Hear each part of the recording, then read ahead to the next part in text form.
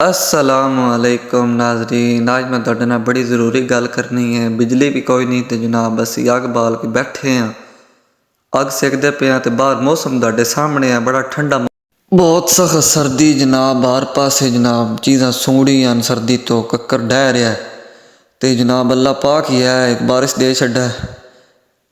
हुण जनाब वाल ऑन करते हैं, गैस ऑन करिए खाना शाना को तैयारी करिए जनाब, चूल्हा ऑन करते हैं। लो जनाब चूल्हा ऑन हो गो तेरी खैर पींदी है तो पटाखा ना मार जाए गैस, गैस का प्रेशर बड़ा जनाब।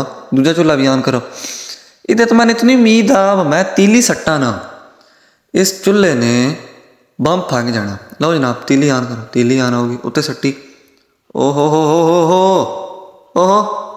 लो जनाब कोई शह नहीं है इस मौसम में साड़ी पाकिस्तानी गवर्नमेंट ना जनाब ना इस मौसम में लोड शेडिंग पूरी हो रही है ना गैस पूरी हो रही है, समझ आइए बिल ओकन कोकन, समझ आइए।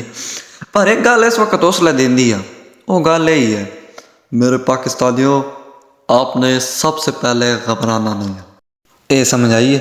इस वक्त साडा मुल्क इंतहाई सख्त जड़ा ना दौर विच दो चार है, समझ आइए। खान साहब कहते हो आओ थोड़ी इस वक्त बड़ी ज़रूरत है, अवाम तुहानू बड़ा मिस कर रही है जनाब।